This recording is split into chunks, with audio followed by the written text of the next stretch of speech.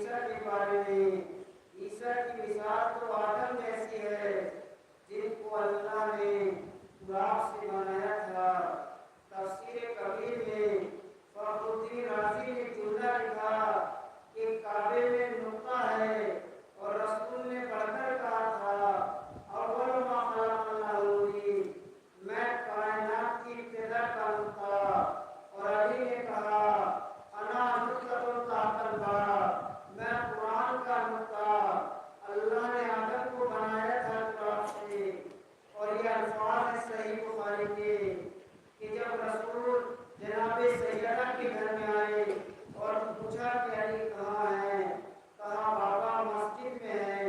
जब रसूल मस्जिद में आए तो देखा अली लेटे हुए हैं, तो 3 मरतबा कहा कुम या अबू तराब, ऐ अबू तराब उठो। काबा है कुरान का नुक्ता और अली है अबू तराब।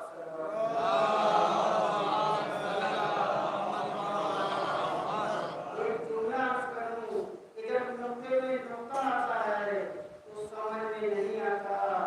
आपने एक नुक्ता लगाया और उसमें एक और नुक्ता लगाया तो दूसरा नुक्ता समझ में नहीं आएगा। इसलिए दुनिया मरते मरते मर गई, किसी को अली समझ में नहीं आए। किसी ने खुदा समझा, किसी ने कुछ समझा। रसूल ने 3 दिन तक मुनाजरा किया। जब नसरानी फायद न हुए तो अल्लाह ने इरशाद फरमाया, मेरे हबीब अगर ये कुरान के बाद आपसे कोई दलील चाहते हैं, कुरान के बाद कुरान से कहिए कि तुम अपने बेटों को लाओ, हम अपने बेटों को लेकर आए।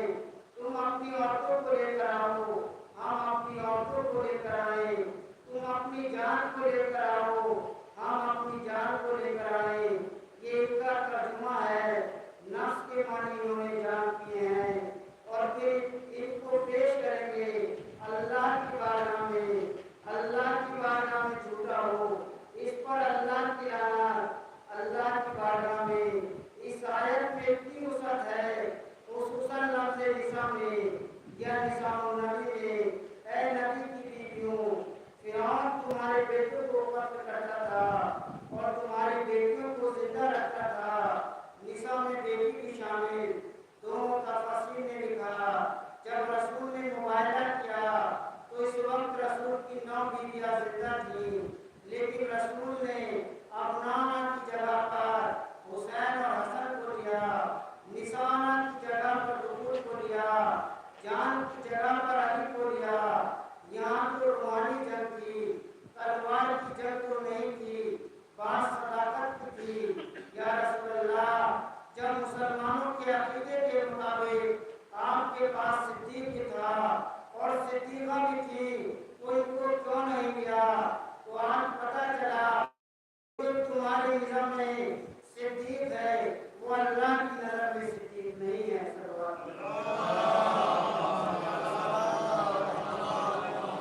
पता चला ये सब कुछ जानते थे मगर मानते नहीं थे। जब रसूल लेकर चले तो जो इनका सरदार था इसने कहा इनसे मुबायला न करना, मैं ऐसे चेहरे देख रहा हूँ कि अगर इरादा करें तो पहाड़ अपनी जगह से हट जाए। ईसाइयों को यकीन है, तुम्हें यकीन नहीं। नसारा ने कहा अगर मोहम्मद कौम को लेकर आए, उम्मत को लेकर आए तो मुबायला करना और समझना कि मोहम्मद सच्चे नबी नहीं है। और अगर मोहम्मद अहले बैत को लेकर आए तो मुबायला न करना। जो मुसीबत में अपनों को आगे बढ़ता है वो झूठा नहीं होता।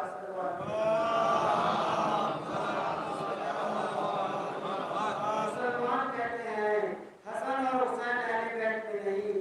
ईसाइयों को समझ में आ गया और आज के मुल्ला को अभी तक समझ में नहीं आया। और आखिर में दोनों तफसीर के अल्फाज हैं कि अगर तुम हम 5 के मुकाबले में आते तो तुम्हारी पूरी नसरानियों की बस्ती को आग जला देती, कोई नसरानी जमीन पर न रहता। रसूल ने बता दिया कि जो हम 5 के मुकाबले में आएगा उसकी जगह जहन्नम है।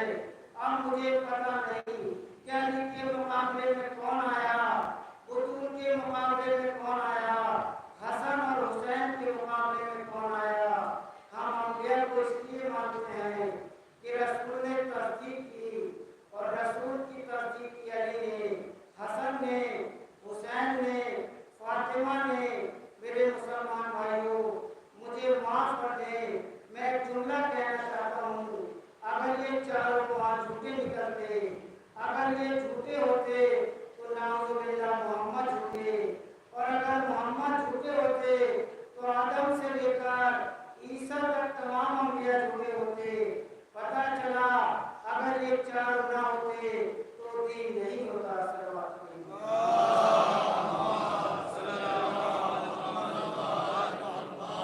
ना जाने कौन सी मसलहत थी। रसूल के 9 अरब जिंदा थे, रसूल मुबाइले में इनको लेकर क्यों नहीं गए।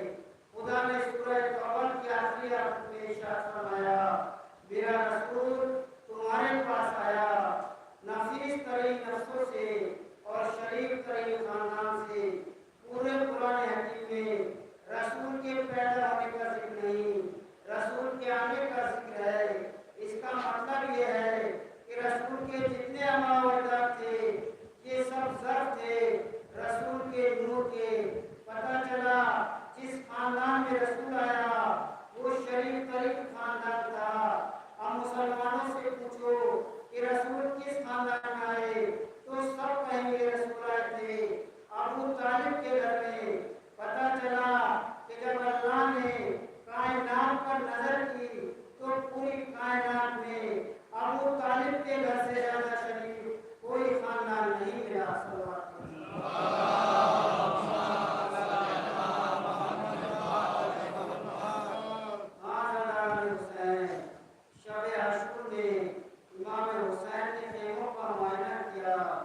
हर बीवी अपने बच्चे को वसीयत कर रही थी। ज़ैनब अपने बेटों से कह रही थी, कल सबसे पहले तुम्हारी लाशें आए। कासिम की मां ने कासिम से कहा, बेटे कल सबसे पहले तुम्हारी लाश आए। लेकिन एक जगह पर हुसैन आए। हुसैन 3 मरतबा खड़े हुए, 3 मरतबा बैठ गए। वो खेमा था जनाब रुबाब का खेमा, अली असगर की मां का खेमा। अब अजीब मंजर हुसैन ने देखा।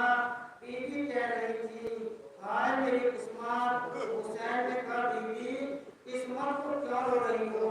कहा, मौला कल ज़ैनब अपने लाल कुर्बान करेगी, उम्मे फरवा अपना बेटा कुर्बान करेगी।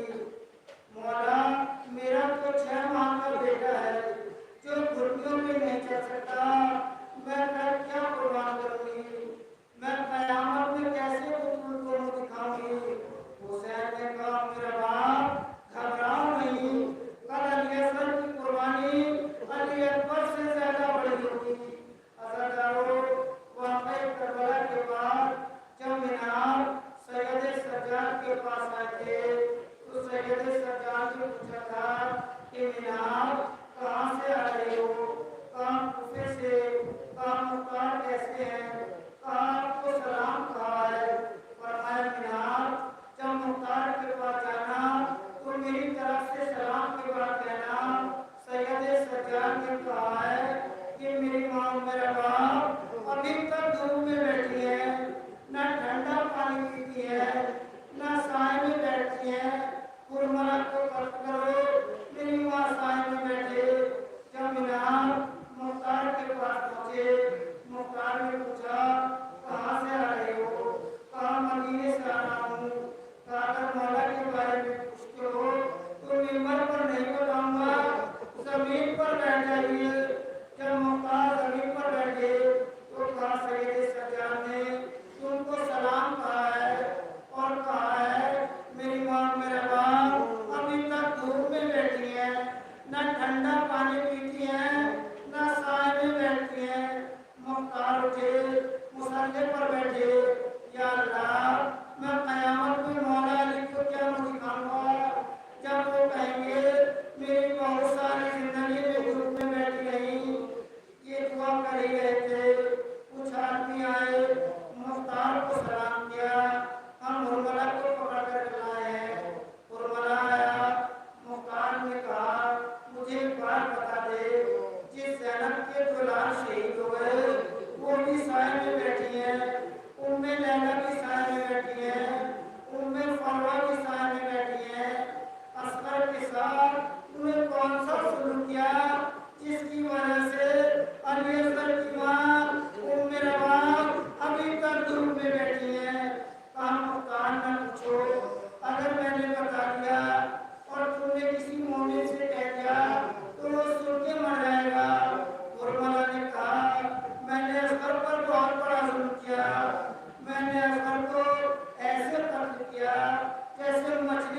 होती है, कहाँ मछली की मौत कैसे होती है, कहाँ जब मछली पानी से बाहर आती है तो कभी तड़प के ऊपर जाती है और कभी तड़प के नीचे आती है।